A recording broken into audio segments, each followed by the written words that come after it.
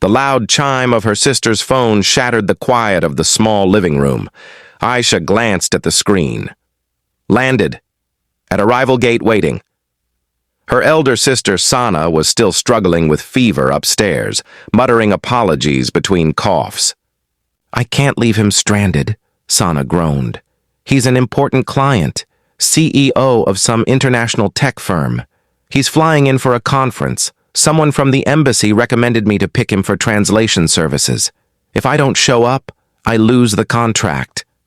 Aisha exhaled sharply. She was the younger sister, the chaos solver, the one who always fixed things, but never stepped into Sana's glamorous life of corporate meetings and VIP dealings. "Fine. I'll go. I'll bring him. You just rest." She threw on a long coat, fixed her dupatta, and rushed out. She didn't check the name again.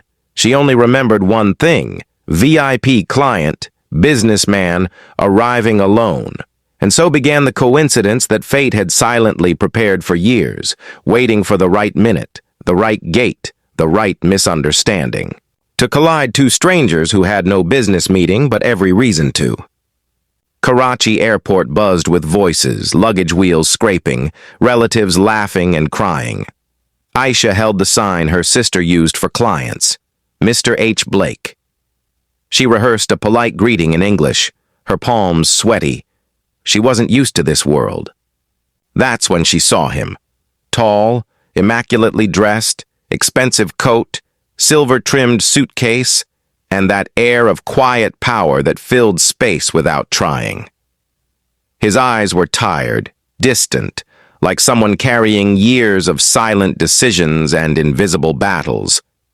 He looked at her sign, then at her, and something in his expression softened. Relief, maybe, or exhaustion mixed with loneliness. "You're here for me?" he asked in a warm, deep voice. Aisha nodded too quickly. "Yes, sir. Welcome." He smiled faintly, a surprisingly gentle curve for a man who looked like he owned nations. "Thank you." I was beginning to think no one was coming. He didn't introduce himself. She didn't ask. They walked out, unaware that the real Mr. Blake, an elderly professor coming to speak at a university seminar, was still searching for his ride near another exit. The drive felt strangely calm. Karachi's evening lights reflected off the car windows as traffic crawled. "First time in Pakistan?" she asked carefully. "No," he replied with a sigh. "But I haven't been here in years. I used to come with my wife. She loved the food and the sea." He paused. "She passed away." The words hung heavy in the car. Aisha's heart tightened. There was a weight behind his voice, grief that never fully healed, a memory he kept breathing in quiet moments. "I'm so sorry," she whispered. He nodded, looking out the window. "People say time heals. It doesn't. It only teaches you how to hide the scars." Aisha didn't know what to say. This wasn't some flirtatious rich man. He wasn't arrogant or loud. He was tired, human, lonely, under polished success. She found herself speaking softly. Maybe scars don't need to disappear. Maybe they just mean we loved deeply. He looked at her then, really looked, as if no one had spoken to him like that in years. A soft warmth flickered in his gaze, almost like he was remembering how warmth felt. He asked simple questions about her life, where she studied, what she liked, if she enjoyed helping her sister in the translation business. She answered honestly, forgetting this was all a huge misunderstanding.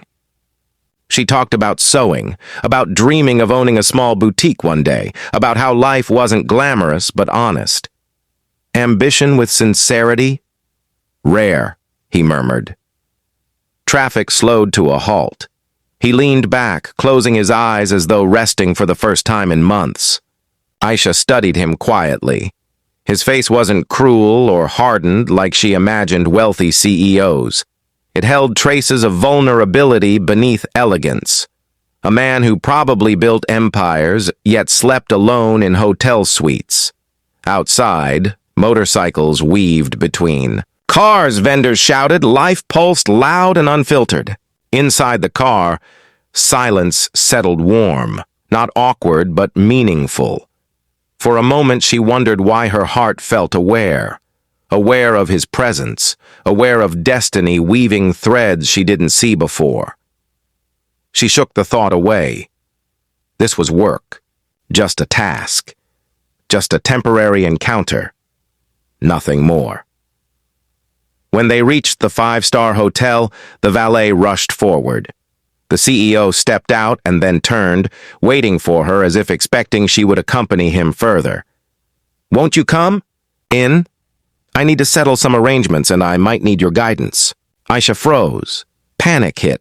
Sana never said anything about going inside. She stammered, I should go home, sir. My sister is unwell." He watched her carefully, gentle but searching. "You took time to come for me. At least let me offer tea." His voice wasn't commanding. It was hopeful. That scared her more. "Another day, perhaps," she whispered, stepping back. He gave a slow nod, disappointment flickering in his dark eyes. "What's your name?" he asked suddenly. She swallowed. She couldn't introduce as Sana. The lie would unravel. "Aisha," she said, voice small, and something in him reacted to that name as if he was imprinting it somewhere private. "A beautiful name," he murmured. "Thank you for today, Aisha." "Truly." She left fast, heart pounding, guilt chasing her all the way home. Sana sat up anxiously. "How was it? Did you bring Professor Blake?" Aisha froze. "Professor? What? Professor?" Sana's face collapsed. Oh no, Aisha, who did you bring?" Before Aisha could explain, Sana's phone rang. She answered, and her face drained of color. "Yes, sir. I apologize. Yes, sir, I will send a car immediately." She hung up, breathing hard. "The university is furious. The real Mr. Blake was waiting 2 hours. And whoever you picked up, he's not just any businessman, he's Harold Blake, CEO of Blake Tech, one of the richest tech firms in the world. He's supposed to meet the Prime Minister tomorrow." Aisha felt dizzy. "I didn't know. He looked like someone important." Sana clutched her head. "Aisha, you accidentally chauffeured a billionaire." The next morning, Sana received a message from Harold Blake's assistant. "Mr. Blake requests Ms. Aisha accompany him today for cultural assistance." Sana's jaw dropped. "He asked for you. He thinks you're my company's representative." Aisha's heart raced, not with fear this time, but something unfamiliar, stirring and warm. "Tell him no," she whispered. "This is all wrong."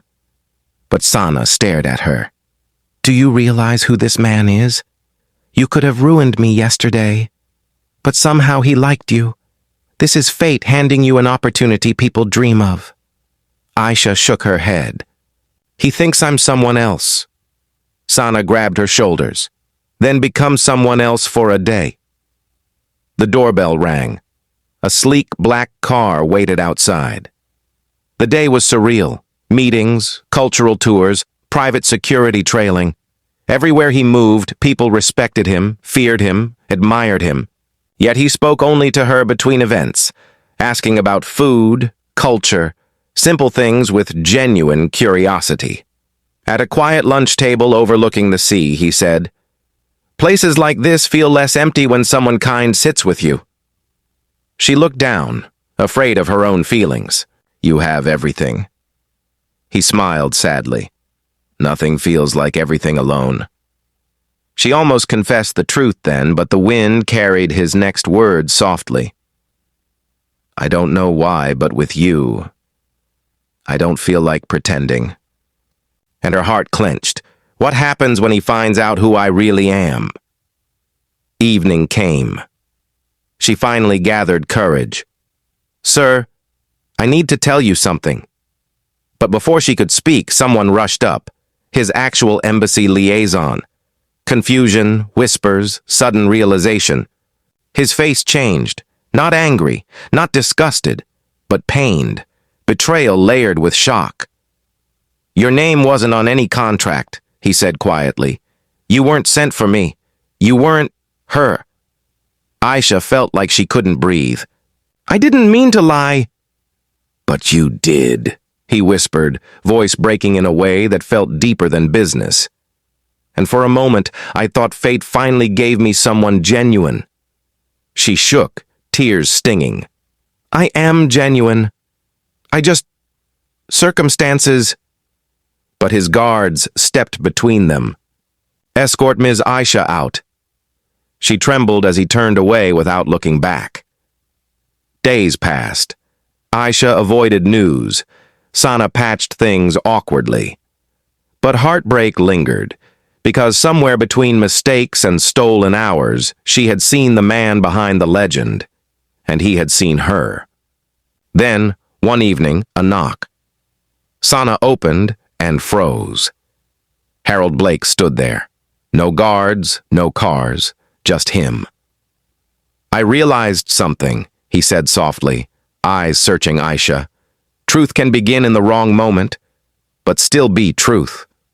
He exhaled shakily. "You didn't want my money? You didn't want my name? You gave me an honest moment in a world where I only get perfect lies."